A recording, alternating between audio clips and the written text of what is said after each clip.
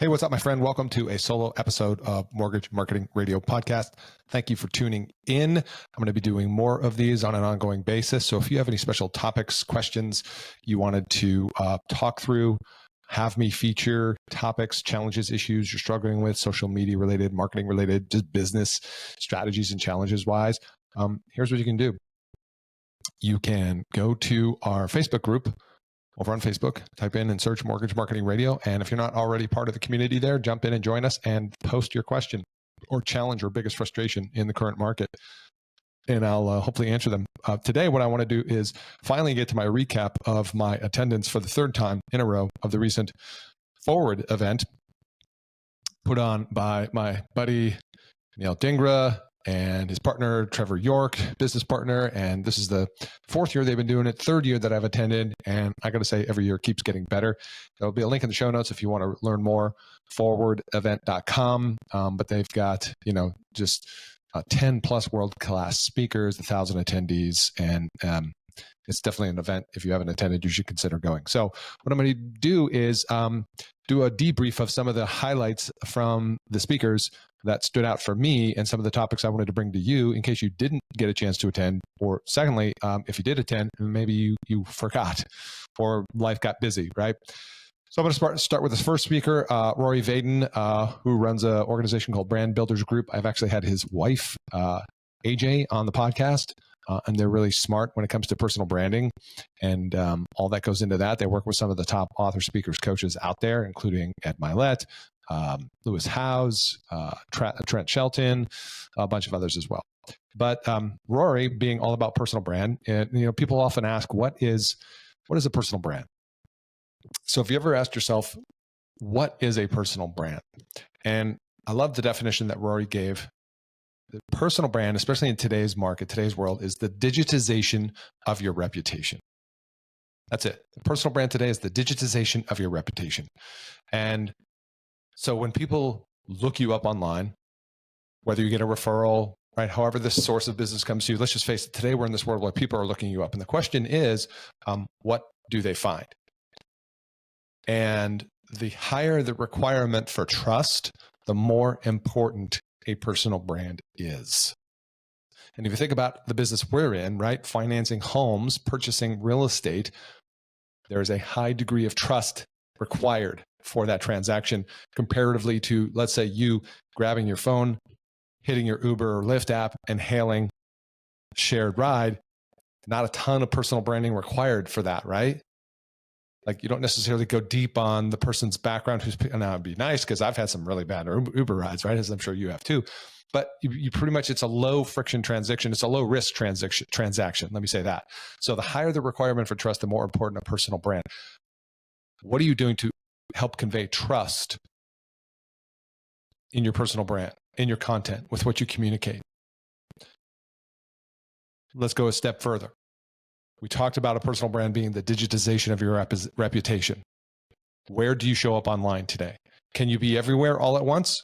For most people, probably not, because you don't have the bandwidth, you don't have a team, and when you have diluted focus, you get diluted results. So my takeaway that I share with you is, what 1 to 3 maximum platforms, social media platforms, can you focus on? Where do you already hang out? Where do you already engage? And stop trying to be everywhere to everyone all the time and get clear on what problem you solve. And Rory, when he talks about what problem you solve, and I remember I was actually a client of Brand Builders Group for some time, and we worked on this together. And in a one word, can you come up with the one problem that you solve in one word? And for the time that I was working with them, the word we came up with was confidence. And if you think about what I do when I help mortgage originators do, is I help them attract versus chase real estate agents and help move them from being seen as a solicitor and vendor to a partner and peer. So no more chasing, no more like disadvantaged positioning when it comes to approaching real estate agents. You attract versus chase.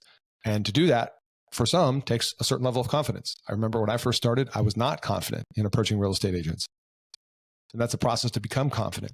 And one of the things they say, and that was shared at this event, is that you're most equipped to help the person you once were.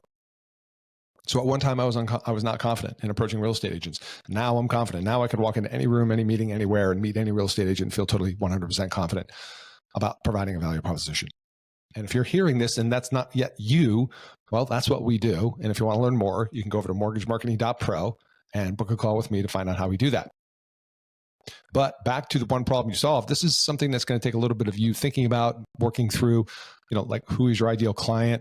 Sometimes, by the way, with first-time homebuyers, that might be it for you as well. It might be confidence. A lot of first-time homebuyers are lacking confidence, right?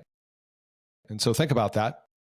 Continue to work on it and get clear on what are the solutions to the problems you solve. If you aren't clear, your clients won't be clear either. By the way, same true for real estate agents. What are the problems you solve for referral partners, right?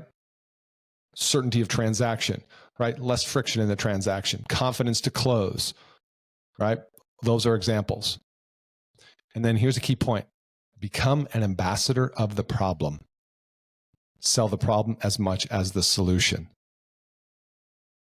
See, people are looking to solve problems more so than they are perhaps to gain solutions, right? People want to get out of pain more than they want to get into pleasure. And so if you just tried leading with you being an ambassador to solve the problem, to talk about, to promote the problem that your target client referral partner is having in this market, and you move that to the surface and you talked about the problems, you agitated, you stirred up the problems, and then you demonstrated, provided proof that you can solve those problems. That will help differentiate yourself, your personal brand, and what you do, right? And it'll help create trust. How do you help create trust? Stories, results, do stuff, get things done, and then talk about things you've done. And then when possible, have other people talk about what you did for them.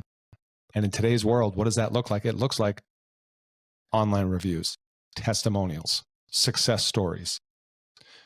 Research that was done by Rory's company, Brand Builders Group, found that the number one purchase factor for people deciding to make a significant purchase was testimonials about them and their work.